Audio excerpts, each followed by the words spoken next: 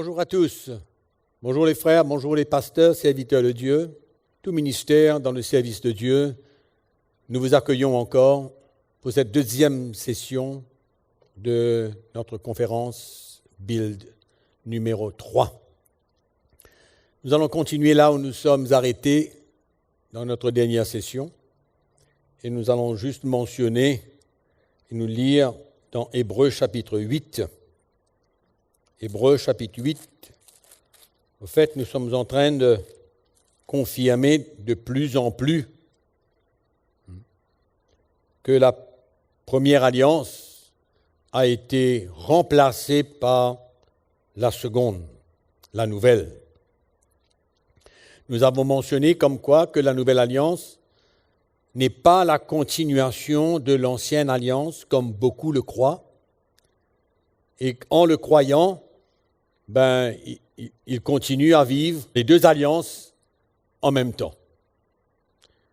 Ils se soumettent un peu aux lois de l'ancienne alliance et en même temps essayent de servir le Seigneur sous la nouvelle alliance. Mais la parole de Dieu, elle est claire. La nouvelle alliance n'est pas la continuation de l'ancienne. Au fait, comme j'ai mentionné, la première arrête et la deuxième commence. Amen. Donc, Hébreux chapitre 8, le verset 7, en effet, si la première alliance avait été sans défaut, il n'aurait pas été question de la remplacer par une seconde. Amen. Ce n'est pas quelque chose qui a été ajouté. Non, la première a été arrêtée et la deuxième a commencé. Amen. La deuxième a commencé. Regardez dans le chapitre 9. Le chapitre 9, dans le verset 10, après que l'auteur du livre des Hébreux ait parlé des sacrifices sous l'ancienne alliance, la manière que cela avait été fait, selon les ordonnances, on dit relatives au culte, à un sanctuaire terrestre. Et à la fin, il dit au verset 10, ils étaient, quand il parle des dons, des sacrifices présentés, il dit, ils étaient avec les aliments, les boissons, les diverses ablutions, les ordonnances charnelles, imposées seulement jusqu'à une époque de réformation. Encore une fois, on voit quelque chose de nouveau qui va paraître. Après la fin de la première ou de l'ancienne alliance. Le chapitre 11 de l'épître de Paul aux Romains, chapitre 11. Nous allons lire le verset 7. Donc, qu'est-ce qui va se passer? C'est que Dieu va se servir de cette alliance pour que les païens soient sauvés. Nous allons voir ça tout de suite. Dans Romains chapitre 11, le verset 7 nous dit, « Quoi donc? Ce qu'Israël cherche, il ne l'a pas obtenu. Mais les élus l'ont obtenu, tandis que les autres ont été endurcis, selon qu'il est écrit. Les élus l'ont obtenu, les autres ont été endurcis. Les élus seront les païens convertis et les endurcis sont les Juifs qui ont refusé d'accepter Jésus-Christ comme leur Sauveur et Seigneur, comme le Messie promis. Dieu leur a donné un esprit d'assoupissement, des yeux pour ne point voir et les oreilles pour ne point entendre jusqu'à ce jour. Et David dit que leur table soit pour eux un piège, un filet, une occasion de chute et une rétribution. Donc nous voyons comment les Juifs ont été endurcis et à travers leur endurcissement, les païens ont trouvé le salut. Les Juifs ont essayé d'obtenir la justice par la loi, mais Ils n'ont pas réussi, bien sûr, et ils ont endurci leur cœur. Regardez le verset 30, chapitre 9. Que dirons-nous donc? Le chapitre 9, verset 30. Les païens qui ne cherchaient pas la justice ont obtenu la justice qui vient de la foi en Jésus-Christ. Tandis qu'Israël, qui cherchait une loi de justice, n'est pas parvenu à cette loi. Pourquoi? Parce qu'Israël l'a cherché, non par la foi, mais comme provenant des œuvres. Ils se sont heurtés contre la pierre d'achoppement qui est Jésus-Christ lui-même. Amen. Donc, le peuple d'Israël, finalement, a été utilisé pour préparer la venue de Jésus. Dieu l'a aveuglé afin qu'il ne voie pas. Quand le temps était venu pour que Jésus vienne, la Bible nous dit, Dieu leur a donné un esprit d'assoupissement, des yeux pour ne point voir, des oreilles pour ne point entendre. C'est quand le temps fut venu pour que Jésus donne sa vie comme le seul sacrifice pour sauver les hommes et verser son sang sur la croix, les Juifs ont refusé.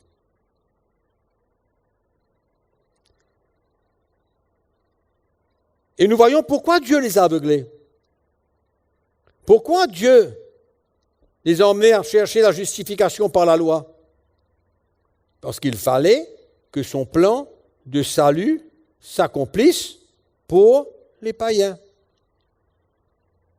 Il fallait que son plan pour le salut des païens s'accomplisse. C'est ça que nous voyons dans les Écritures. Mais il ne faut pas s'en faire. Dans Romains chapitre 11, nous voyons que Dieu a toujours un plan de salut pour les Juifs. Et il jugera Israël selon sa justice, dans le verset 25. Car je ne veux pas, frères, que vous ignorez ce mystère, afin que vous ne regardiez point comme sages. Une partie d'Israël est tombée dans l'endurcissement jusqu'à ce que la totalité des païens soit entrée. Amen. Jusqu'à ce que la totalité des païens soit entrée, et aussi, ainsi, tout Israël sera sauvé selon qu'il est écrit. Le libérateur viendra de Sion, il détournera de Jacob les impiétés, et ce sera mon alliance avec eux lorsque j'ôterai leurs péchés. Dieu n'a pas oublié son alliance avec les Juifs, avec Israël. Verset 28. En ce qui concerne l'Évangile, ils sont ennemis. À cause de vous, c'est-à-dire à cause de nous les païens. Mais en ce qui concerne l'élection, ils sont aimés à cause de leur Père. Car les dons et l'appel de Dieu sont irrévocables. Au fait, il y a des points importants dans ce texte. Nous voyons qu'une partie d'Israël est tombée dans l'endurcissement. C'est ça que nous voyons ici. Dans l'endurcissement. Ils sont devenus ennemis de l'Évangile à cause de nous, les païens qui se convertissent à Christ. Mais la Bible nous dit qu'ils sont aussi aimés à cause de leur Père, selon l'élection. C'est pourquoi l'apôtre Paul dit que l'appel de Dieu est irrévocable. Donc Dieu a un plan de salut pour Israël. Dieu a un plan de salut pour Israël. À ce moment, quand Christ est venu, ils ont endurci leur cœur et Dieu leur a donné les oreilles afin de ne point entendre et les yeux pour ne point voir. Et ce, jusqu'à que la totalité des païens soit entrée, soit sauvée, jusqu'à l'enlèvement de l'Église. Et ensuite viendra le moment pour Dieu emmener le salut au peuple d'Israël. Donc Dieu n'a pas brisé son alliance avec Israël. Non, pas du tout. Mais il a utilisé le peuple d'Israël pour préparer la venue de Jésus. C'est ça que la parole de Dieu nous dit. Et en les aveuglant, en les rendant sourds, en les empêchant de comprendre, ça a été le salut pour les païens. Mais Dieu n'a pas oublié les Juifs. Il y aura un temps pour eux. Dieu est toujours en alliance. C'est pourquoi ce temps-là, c'est la dispensation de l'Église pour les païens, avec un petit nombre de Juifs convertis. La dispensation de l'Église. Et ici, c'était la dispensation de la loi. Pour un temps.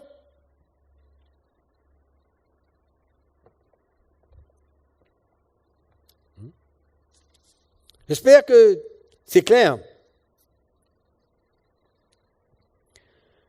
Et souvent, on se pose la question, mais pourquoi est-ce que Dieu a fait une alliance avec Israël? Avant de faire alliance, une nouvelle avec les païens. Quel était le but?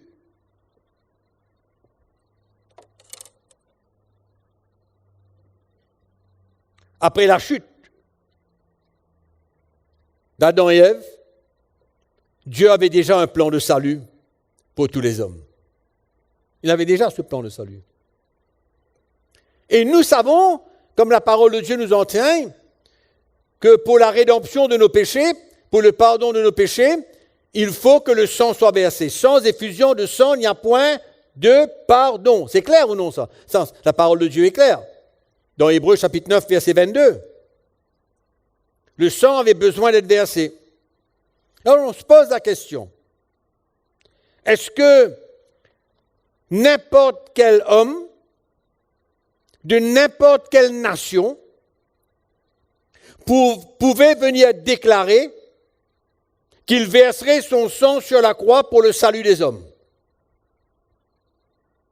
Est-ce que n'importe qui, de n'importe où, de n'importe quelle nation, pouvait se présenter et dire, mais voilà, je vais aller sur la croix, je vais mourir, mon sang sera versé pour votre salut? Qui aurait cru?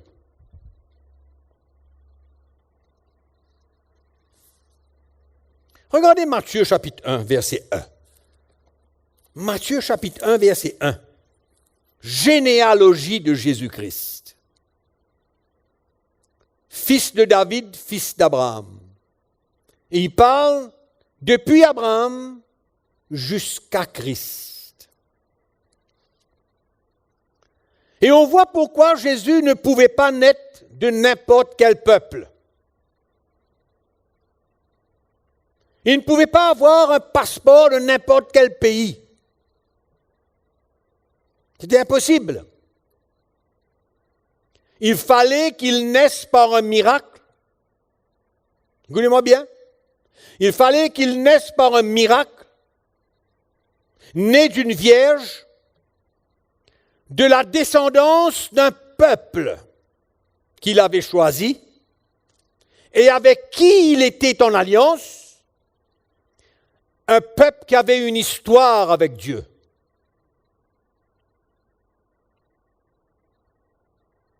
Christ ne pouvait pas venir de n'importe quel pays, n'importe quelle nation. Il fallait qu'il vienne d'une nation avec qui il était déjà en alliance.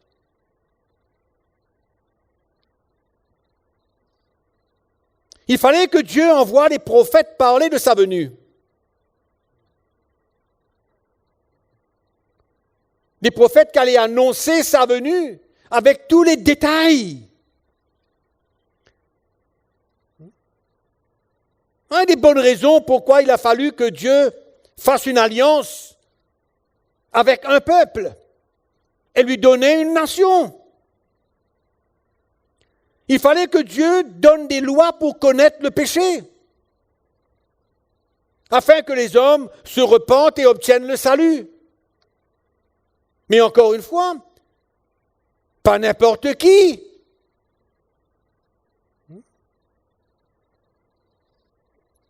C'était un plan extraordinaire de Dieu. Un plan extraordinaire de Dieu depuis Abraham. Une promesse, deux alliances, Israël, païen. C'est comme ça que Dieu avait planifié de sauver l'humanité entière, juifs comme païens. Donc il fallait qu'il établisse une alliance pour montrer le péché dans le cœur de l'homme et avoir un plan de salut pour lui. Et là, on comprend pourquoi dans l'ancienne alliance,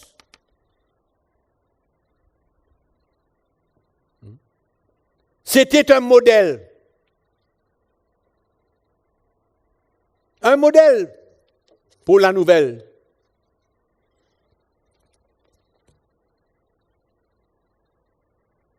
Je ne sais pas si vous vous souvenez, dans la conférence précédente, nous avons parlé que l'ancienne alliance était avec les Juifs seulement. Seulement avec les Juifs. Et que Dieu avait ignoré les nations. Mais il y avait un temps où il s'occuperait d'eux. Il y avait un temps où il emmènerait un plan pour le salut de toutes les nations, pour le salut des païens. Pour ensuite, après avoir fermé les oreilles, afin qu'ils n'entendent point les Juifs, revenir après l'enlèvement de l'Église et emmener le salut aux Juifs.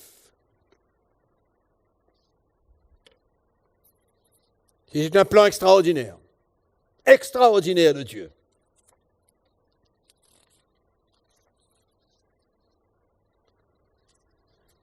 Rien que de comprendre que l'ancienne alliance a été faite qu'avec les Juifs devrait être suffisant pour que nous comprenions que nous ne sommes pas, nous, les chrétiens, de la nouvelle alliance sous le régime de l'ancienne alliance.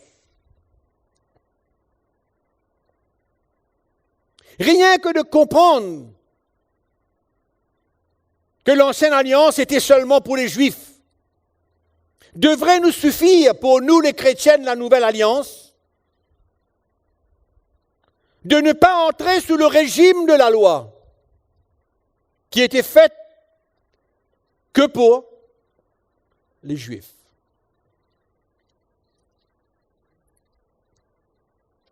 C'est important de comprendre cela. Et je comprends que c'est difficile pour beaucoup d'accepter la lumière de la parole de Dieu, parce que probablement, ça fait des années ou bien des décennies de pratique de l'ancienne alliance, avec ses lois, ses obligations. Mais je prie que le Seigneur puisse vraiment renverser les raisonnements et emmener nos pensées captives à l'obéissance de Christ et accepter la parole de Dieu telle qu'elle est et comprendre pourquoi nous sommes sous une nouvelle alliance et comment nous ne sommes pas sous le régime de la loi. Nous sommes exempts de toute loi. Oh, ça c'est pas toujours évident de l'accepter. Mais quand on comprend, quand on a la lumière de l'Évangile, quand on a une certaine révélation de l'Évangile, on ne va pas seulement comprendre, mais on sera excité de vivre sous une nouvelle alliance, sans la pression, l'obligation de la loi. Il y a deux éléments importants à considérer pour nous faire comprendre cela. Il y a premièrement, les 10 commandements. Deuxièmement, il y a toute la loi lévitique. Deux formes de loi. Les 10 commandements et la loi lévitique. Nous allons essayer, bien sûr, de voir ces deux éléments-là, chacun à son tour, et pour, allons dire, confirmer que ces lois qui ont été données au peuple d'Israël ne sont pas pour nous. Vous dites, frère, les 10 commandements ne sont pas pour nous. Je vais vous expliquer. Je vais vous montrer. Comment nous sommes appelés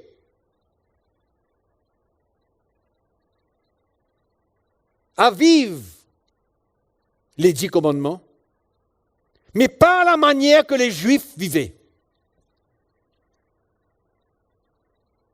Pas parce qu'ils étaient obligés et qu'il y avait des conséquences, mais d'une autre manière possible, possible d'accomplir la justice des 10 commandements.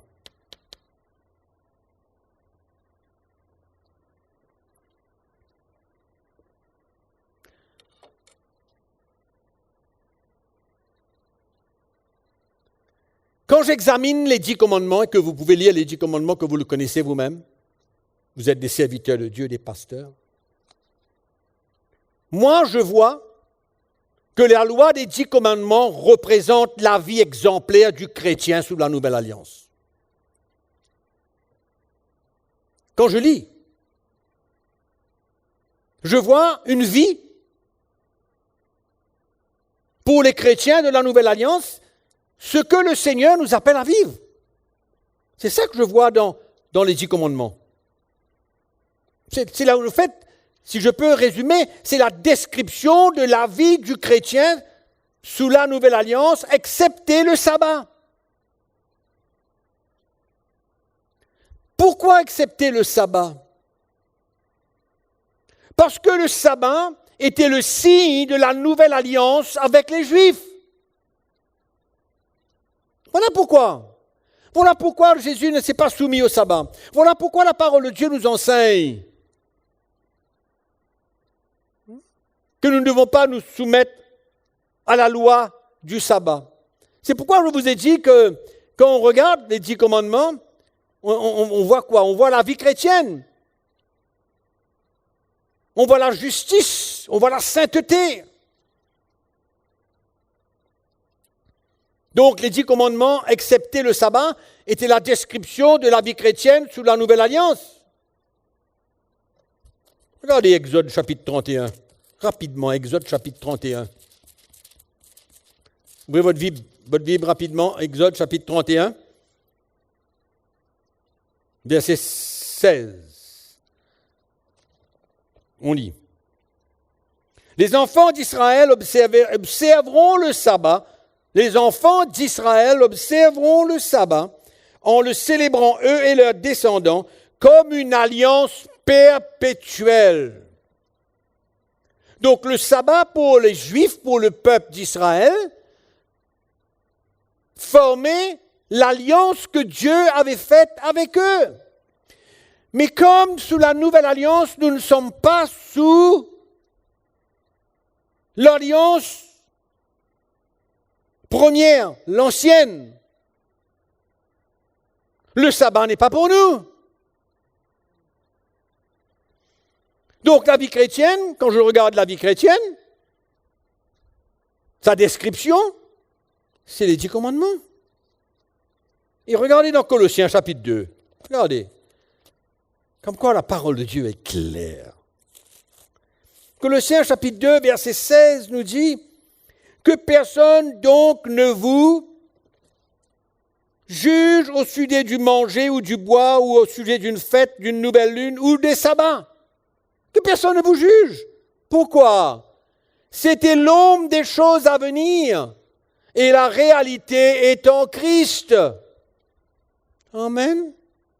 C'est ça que j'ai marqué ici. L'ombre des biens à venir, la réalité est en Christ. Finalement, est-ce que, je me pose la question, est-ce que ces 10 commandements n'ont pas été donnés ici? Bien sûr qu'elles ont été données pour révéler le péché.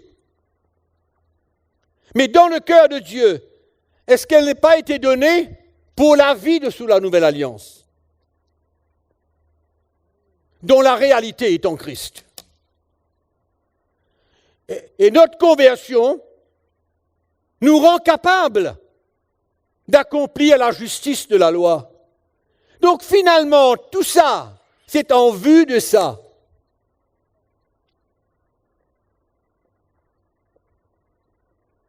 Amen.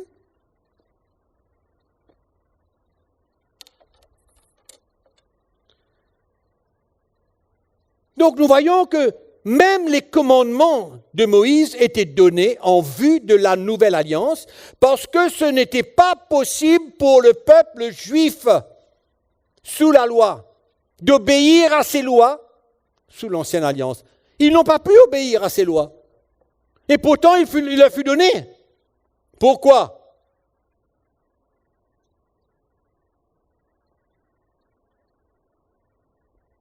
Si.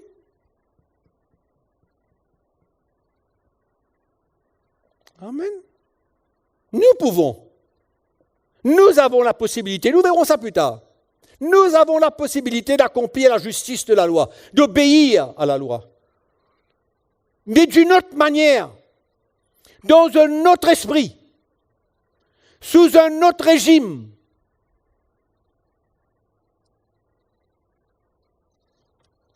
Comme si qu'elle n'existait pas.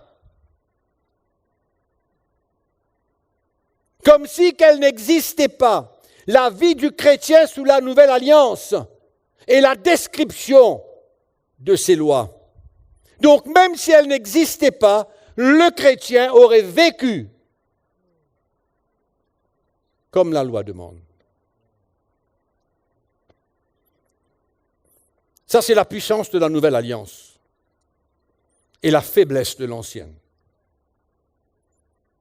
La puissance de la nouvelle, parce qu'elle nous permet de vivre les commandements.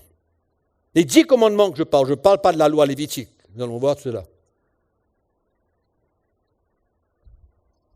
Mais la nouvelle naissance nous permet de vivre. Et regardez quelque chose qui est vraiment, vraiment excitant. Dans 2 Corinthiens, chapitre 3, le verset 3. Allons lire ça. C'est vraiment extraordinaire. C'est vous qui êtes notre lettre, écrite dans nos cœurs, connue et lue de tous les hommes. Vous êtes maintenant une lettre de Christ, écrite par notre ministère, non avec de l'encre, mais avec l'Esprit du Dieu vivant. Non sur les tables de pierre, mais sur les tables de chair, sur les cœurs. Ces lois des 10 commandements ont été écrites sur les tables de pierre. Non? Oui. Elle fut donnée à Moïse, écrite sur les tables de pierre. Est-ce que cela ne nous dit pas quelque chose? Comme quoi que dans le plan de Dieu, il y avait déjà été prévu que ces lois devaient être écrites dans le cœur de l'homme sous la nouvelle alliance.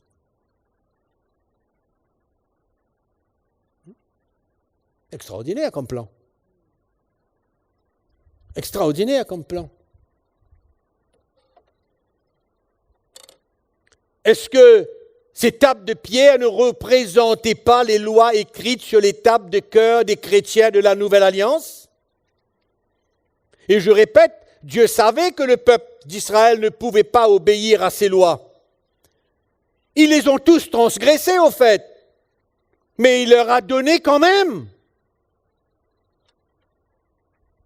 Il leur a donné des lois impossibles à accomplir. Mais il les a données quand même. C'est bien pour faire connaître le péché, on est d'accord. Mais est-ce que ce n'était pas aussi parce qu'elle représentait la vie sous la Nouvelle Alliance? En comprenant que l'ancienne alliance, c'était un modèle de ce qui allait arriver, un modèle de ce qui allait se passer dans une nouvelle relation avec Dieu sous la nouvelle alliance.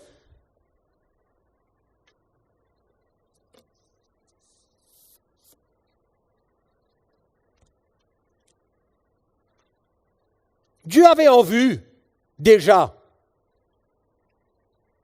que cette loi serait écrite dans le cœur des croyants, des chrétiens nés de nouveau par le ministère du Saint-Esprit, comme Paul le dit. Et aussi, un jour, après l'enlèvement, pour les Juifs. L'auteur du livre des Hébreux se sert d'un texte dans l'Ancien Testament destiné au peuple d'Israël. Dans Jérémie. Ouvrez dans le livre de Jérémie, chapitre 31. Dieu s'adresse à son peuple. Verset 31.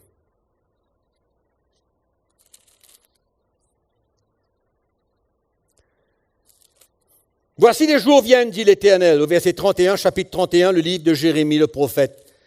Voici, les jours viennent, dit l'Éternel, où je ferai avec la maison d'Israël, la maison de Juda, une alliance nouvelle. Parlait-il de cette alliance? Non. Ça, c'est pour les païens. Il parlait d'une autre alliance avec les Juifs, où ils reconnaîtront Jésus comme Sauveur et Seigneur. Et ils auront la même expérience que nous, les païens, sous la nouvelle alliance, où la loi devait être écrite dans les cœurs. Donc, il n'y aura aucune différence. Dieu est juste. Lisez le 31. Voici, je ferai. Avec la maison d'Israël, la maison de Juda, une nouvelle alliance, non comme l'alliance que je traitais avec leur père, non comme cette alliance, non pas comme celle-là. Non. Une nouvelle. Mais quand alors? Quand? S'il ne va pas faire une alliance avec leur père comme l'alliance qu'il a fait avec eux par la loi, et que cette alliance n'est pas pour eux, il y a une autre. Il y a une autre. Et il dit non comme l'alliance que je traitais avec leur père le jour où je les saisis par la main pour les faire sortir du pays d'Égypte, alliance qu'ils ont violée. Quoique je sois leur maître, dit l'Éternel. Mais voici l'alliance que je ferai avec la maison d'Israël. Il ne parle pas d'église, là, il parle de la maison d'Israël. Après ces jours-là, dit l'Éternel, je mettrai ma loi au-dedans d'eux. Je l'écrirai dans leur cœur. Et je serai leur Dieu, et ils seront mon peuple. Mais c'est le même texte que l'auteur du livre des Hébreux se sert. Pourquoi il se sert du même texte? Parce que c'est la même expérience. Ce n'est pas le même moment, mais c'est la même expérience.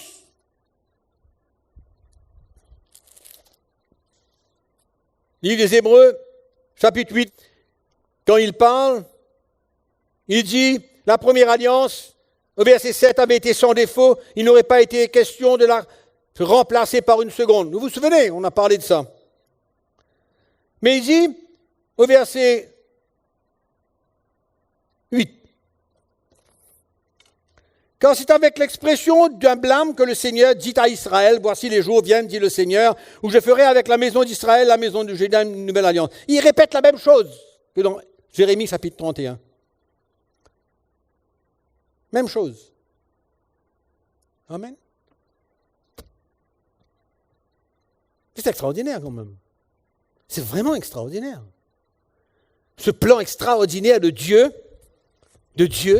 en faisant une alliance, une promesse à Abraham concernant deux alliances, dont il établit la première dans le livre d'Exode, au chapitre 19, avant la loi des 10 commandements, où il leur prévient qu'il leur donnera des lois pour sceller l'alliance qu'il fait avec eux.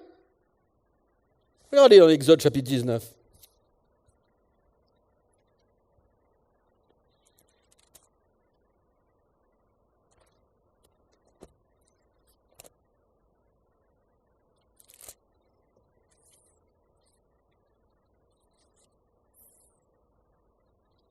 Verset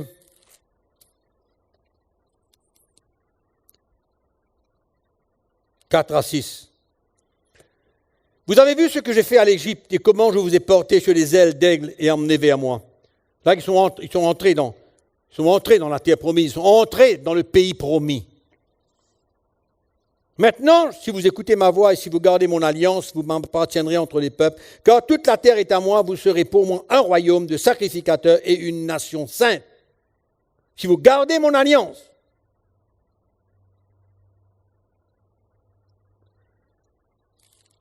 Et le chapitre d'ensuite, Moïse descend sur la montagne avec les tables de la loi, écrites sur des tables de pierre.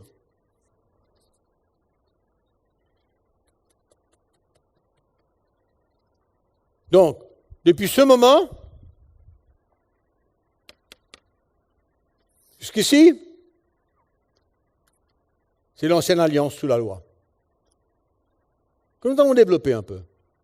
Et à partir de là, c'est une nouvelle alliance avec les païens qui forment l'Église de Jésus-Christ, inclus un petit nombre de Juifs convertis.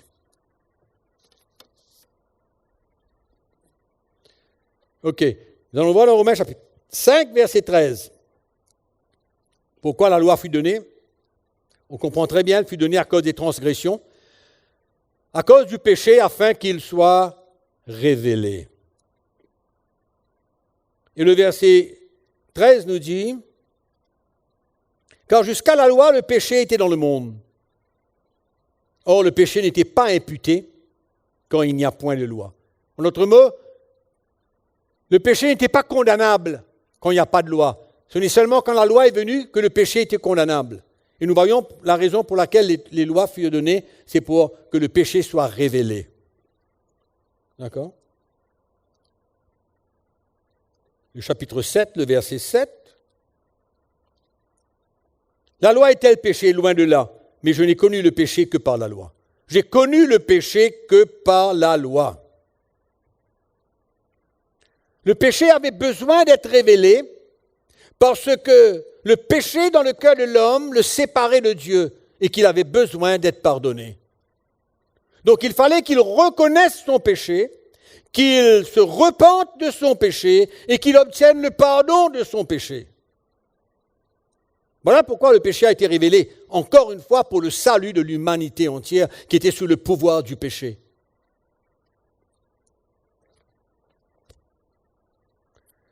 C'est pourquoi il faut comprendre la nouvelle alliance. Pour comprendre la raison de l'ancienne. Et pourquoi, comme nous avons vu tout à l'heure, la raison que Dieu avait besoin de choisir une nation et leur donner un pays afin qu'il vienne lui-même de la descendance d'un peuple avec qui il était en alliance. Donc finalement, qu'est-ce qu'on peut conclure ici, là?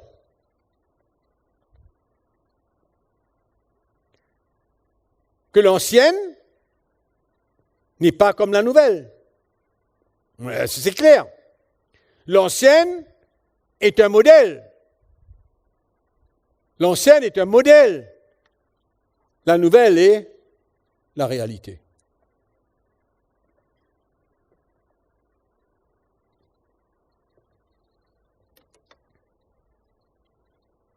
Allons voir qu'est-ce qui s'est passé à la croix.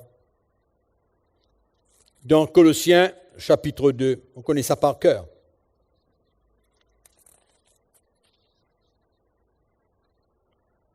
Colossiens chapitre 2, verset 14. il a effacé l'acte des ordonnances qui nous condamnaient et qui subsistaient contre nous, au fait qui travaillaient contre nous.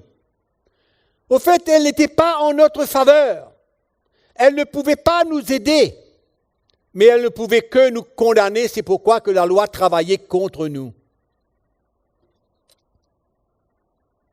Et il l'a éliminé en le clouant à la croix. Alléluia. Amen.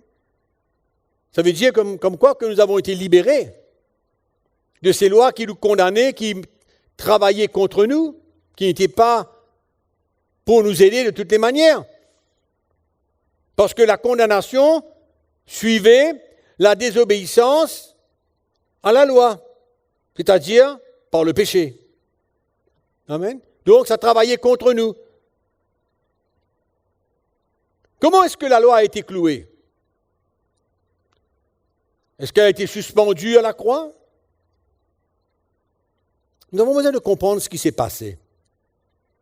Nous avons besoin de comprendre ce qui s'est passé dans l'esprit à la mort de Jésus-Christ pour comprendre les paroles de l'apôtre Paul.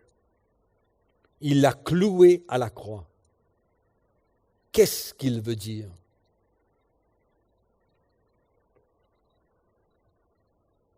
Romains, chapitre 7. Paul va nous donner la réponse.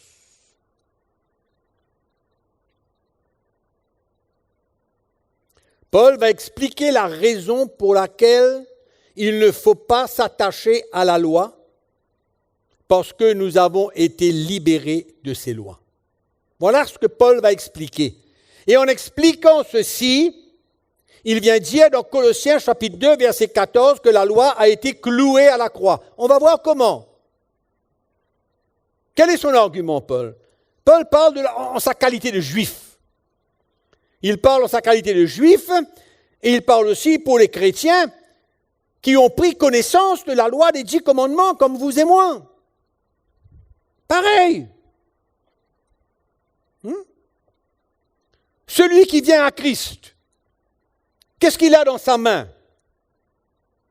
La Bible, 2 testaments, n'est-ce pas? Donc il prend connaissance de la loi des 10 commandements en lisant la Bible. Mais il a besoin de comprendre tout ce qu'on a parlé là, pour se situer, pour savoir comment vivre la vie chrétienne sous la nouvelle alliance. Mais il fait face, dans un sens, aux 10 commandements.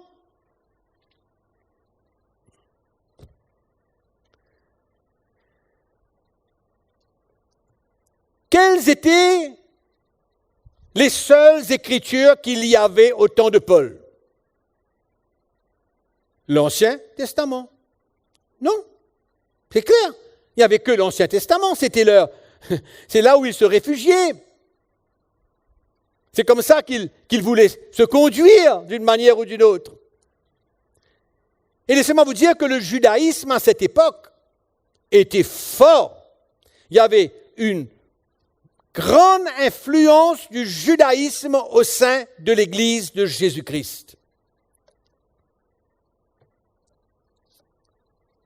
Il y avait une tendance à demeurer sous le régime de l'Ancienne Alliance. Il y avait cette tendance. Allons lire le verset 1. « Ignorez-vous, frères, car je parle à des gens qui connaissent la loi, que la loi exerce son pouvoir sur l'homme aussi longtemps qu'il vit. » Aussi longtemps qu'il vit. Soulignez, aussi longtemps qu'il vit. Ainsi, une femme mariée est liée par la loi à son mari tant qu'il est vivant. Mais si le mari meurt, elle est dégagée de la loi qu'il a liée à son mari. Si le mari meurt, elle est dégagée de la loi qu'il a liée à son mari. C'est clair, ça? C'est clair, c'est l'enseignement que nous donnons dans le mariage aujourd'hui de toutes les manières. Si donc, du vivant de son mari, elle devient la femme d'un autre, elle sera appelée adultère. Et c'est grave ce que Paul est en train de dire là, parce qu'il va parler de cette loi naturelle d'une manière spirituelle. Il va prendre ce texte, cet exemple, et il va comparer ça spirituellement, écoutez-moi bien, spirituellement avec la vie d'un chrétien qui demeure sous le régime de la loi. Écoutez ce qu'il dit.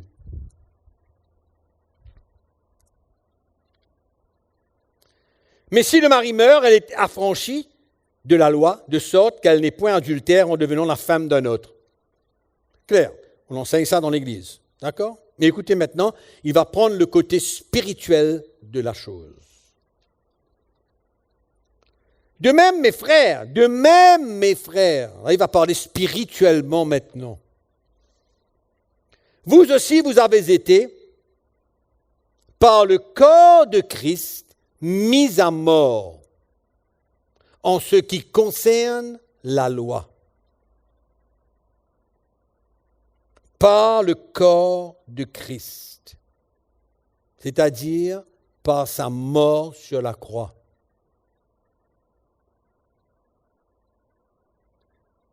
Pour que vous apparteniez à un autre. De la même manière, tout à l'heure, on a vu que cette femme pouvait appartenir à un autre mari à condition que son mari meure. Donc il y a une mort. C'est la mort qui permet à cette femme d'épouser une autre personne, de se lier avec une autre personne. Mais on va voir ce qui s'est passé à la croix. C'est pourquoi je vous ai dit tout à l'heure, pour comprendre ce que Paul dit en disant que la loi est clouée à la croix, il faut comprendre ce qui s'est passé dans l'esprit quand Christ est mort. C'est ça qu'il faut comprendre. Et c'est ça que je veux vous éclairer. Pour vous aider à comprendre que c'est dangereux aux yeux de Dieu de demeurer sous le régime de la loi. Je ne dis pas dangereux seulement, je dis grave.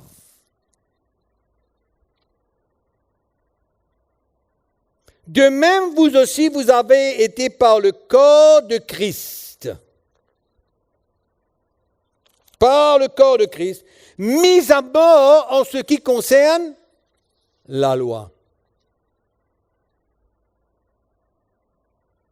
Mes frères et sœurs, qu'est-ce que nous voyons? Qu'est-ce qui s'est passé le jour de notre salut? La Bible nous enseigne que nous sommes en réalité un avec Jésus. Non? C'est clair. De par notre salut, de par la foi en Jésus-Christ, nous sommes devenus un en lui. Ce qui fait que sa mort est devenue notre mort. Sa résurrection est devenue notre résurrection. Puisque nous étions en lui quand il est mort. Nous étions en lui. Donc sa mort est notre mort. C'est pourquoi l'apôtre Paul dit dans le livre des Galates, chapitre 2, « J'ai été crucifié avec Christ ». Qu'est-ce qu'il veut dire? J'ai été crucifié avec Christ, il dit quoi? J'étais en lui dans sa mort. J'étais en lui dans sa résurrection. Hein? C'est ça qu'il dit. C'est pourquoi ce n'est plus moi qui vis, c'est Christ qui vit en moi. Amen. Pourquoi? Parce qu'il peut maintenant profiter de ce qui s'est passé dans la mort de Christ sur la croix. Parce qu'il était en lui. Et nous sommes en lui, donc sa mort est notre mort, sa résurrection est notre résurrection. Donc qu'est-ce qui s'est passé à la croix? Qu'est-ce qui s'est passé à la croix? Nous savons que Jésus a pris la condamnation que le péché emmène, comment? Par la loi. La condamnation que le péché emmène par la loi. Mais Christ a pris sur lui cette condamnation. Et comme nous étions en lui dans sa mort sur la croix, Donc, par sa mort étant en lui, il n'y a plus de lien entre nous et la loi. Il n'y a plus de lien, il n'y a aucune connexion désormais. Donc, nous sommes morts à la loi. Ah non, mais c'est clair quand même. Nous sommes maintenant morts à la loi, ce qui nous permet maintenant, parce que nous sommes morts à la loi, de se lier avec un autre.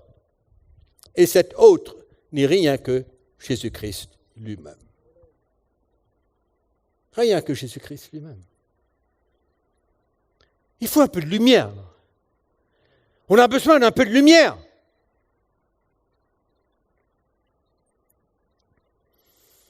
Donc c'est pourquoi, si nous continuons le texte, il vient nous dire, vous avez été par le corps de Christ, c'est-à-dire par sa mort, puisque nous étions un en lui, on ne va pas réexpliquer la chose, pour que vous apparteniez à un autre, à celui qui est ressuscité des morts, afin que nous portions des fruits pour Dieu. Car lorsque nous étions dans la chair, les passions des péchés provoquées par la loi, agissaient dans nos membres de sorte que nous portions des fruits pour la mort. Écoutez le verset 6 maintenant. Il faut que ce soit clair, on va terminer là-dessus. J'espère que ça va être une révélation pour vous. Mais maintenant, nous avons été dégagés de la loi. Non, mais ça ne suffit encore pas. Dégagés de la loi, étant morts à cette loi. Je vais vous expliquer comment on était morts à cette loi. À laquelle nous étions retenus. La loi nous retenait. Nous étions esclaves du péché à cause de la loi. Gloire à Dieu que Jésus-Christ a pris cette condamnation. De sorte que nous servons sous le régime nouveau de l'esprit. Le régime nouveau de l'esprit. C'est ça le régime nouveau de l'esprit. Alléluia. Ça, c'est le régime de la loi. Écoutez ce que ça vient dire dedans. Et non selon la lettre qui a vieilli.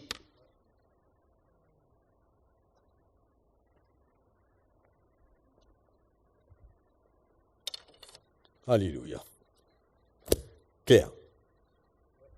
Absolument clair.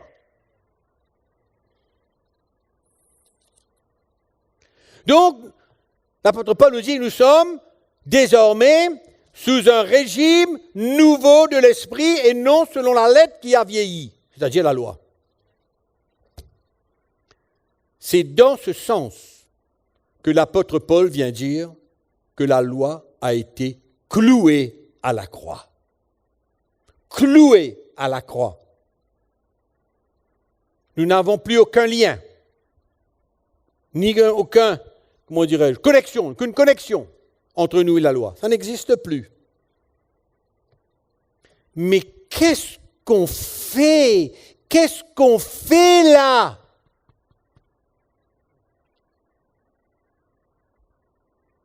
Sous la loi.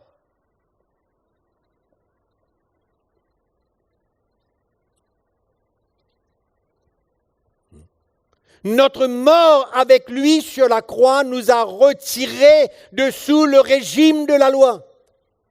Bien que nous n'étions pas.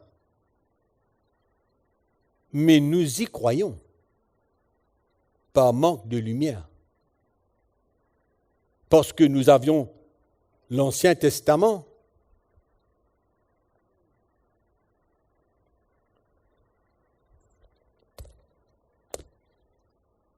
N'oublions pas ce que je vous ai dit tout à l'heure. La loi a été donnée dans l'Ancien Testament pour démontrer la vie chrétienne sous la Nouvelle Alliance. C'était le seul moyen. Pourquoi est-ce que Dieu donnerait des lois que personne ne peut faire? Pourquoi? Et au fait, finalement, juifs et païens, hein, la loi sera écrite dans leur cœur, ici pour les païens, ici pour les juifs. Donc, contrat à qui? Christ est venu mourir pour juifs comme païens. C'est extraordinaire. C'est extraordinaire. On va arrêter là et on va continuer dans la prochaine session. Je prie que le Seigneur nous éclaire. C'est pénible de voir les chrétiens sous le régime de la loi, être emprisonnés, être esclaves de la loi, promulguée, non pas par Moïse, mais par beaucoup de pasteurs aujourd'hui, beaucoup de serviteurs de Dieu aujourd'hui, et gardent le peuple de Dieu esclave.